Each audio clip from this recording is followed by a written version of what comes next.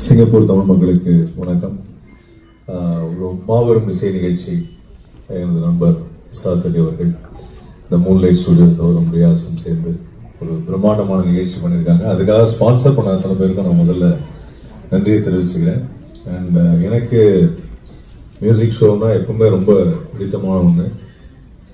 அதில் ஒரு லெஜெண்ட் அப்படின்னு சொல்லும்போது டேலண்டட் மல்டி வெர்சடைல் பர்சனாலிட்டி, அது கூட சூப்பரா பாடுறாரு. அழகான ஒரு பாடகர். எல்லாம் சைலண்டா இருப்பாங்க, ஏன்னா நான் எல்லாரும் உங்க இஷ்ட தெய்வத்தை வேண்டிட்டு வந்திருக்கேன்.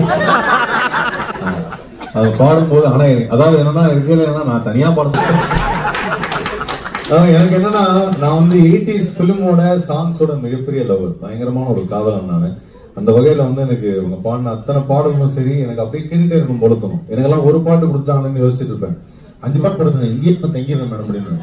அந்த அளவுக்கு எனக்கு அவங்க ரொம்ப பிடிக்கும். இருந்தாலும் நாளைக்கு எனக்காக அந்த வாய்ப்பை கிரேட் லெஜெண்டரி சித்ராமா அந்த வாய்ப்பு கொடுத்துருக்காங்க. தேங்க்யூ சோ மச் அம்மா ஃபார் தட். ஏன்னா அது அவ்வளவு சீக்கிரத்துல என்னை போல ஒரு அமெச்சூர் சிங்கருக்கு கிடைக்காது. ஏன்னா அவங்க ரெண்டு மூணு கேட்கிறேன் இல்லப்பா, மியூசிக் ஷோங்கிறதுனால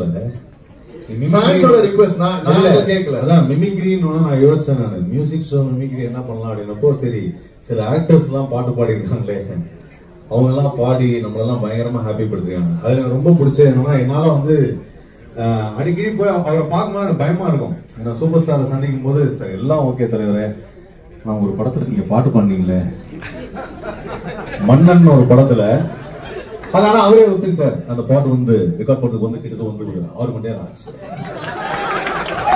ஒரு 6 லைன் தான், பட் 6 மணி நேரம் ஆச்சு அப்படின்னா. சோ அது என்னன்னா, அப்பதான் எனக்கு தெரிஞ்சது. அப்ப ராஜா சார் பத்தி நான் யோசிச்சு பார்த்தேன், என்ன பண்ணிருக்காரு அப்படின்னு. அவரு பேசியிருந்தாரு, பக்கத்துல யாராவது ஒருத்தர் பாடணும்னால ஜானகி அம்மா பாடிருந்தாங்க. அவங்க அதை காம்பன்சேட் பண்ணிருப்பாங்க.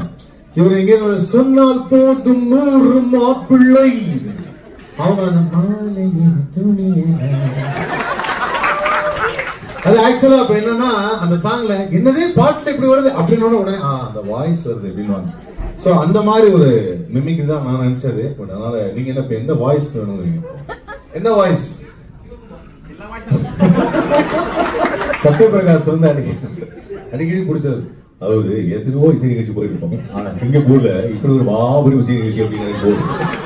அதையும் சித்ராமா குரலை கேட்கறதுக்குன்னு ஒரு பெரிய கோடுப்பன கொடுப்பாரு.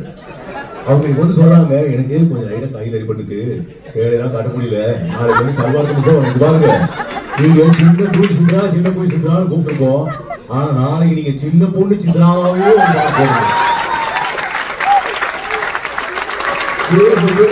அடுத்த ரிக்வெஸ்ட்.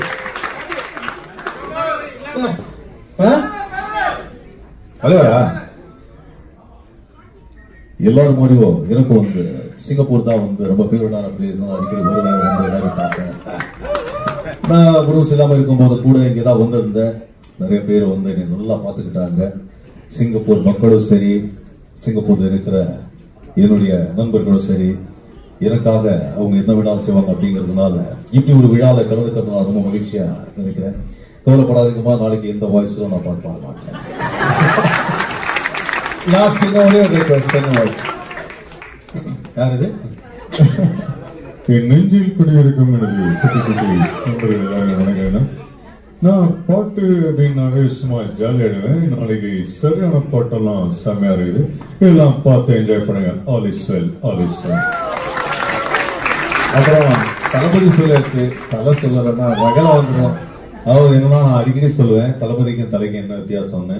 தலை என்னைக்குமே ஒரு தமிழ் ஆசிரியரா பணிபுரியறதுக்கான அத்தனை தகுதிகளும் ஒரு உண்டு அப்படின்னு. ஏன்னா உலகமே புயல்ல அடிபட்டு நொஞ்சு போனாலும் அங்கேயும் நம்ம தலை பொறுமையா நிதானமா தான் பேசுவாரு. நாளைக்கு நீங்க பார்க்க போறது ஒரு அருமையான இசை விழா. சித்ரா அம்மா பாடுறாங்கன்னா நாம அல்லாத கேட்கறதுக்கு கொடுத்து வச்சிருக்கணும்.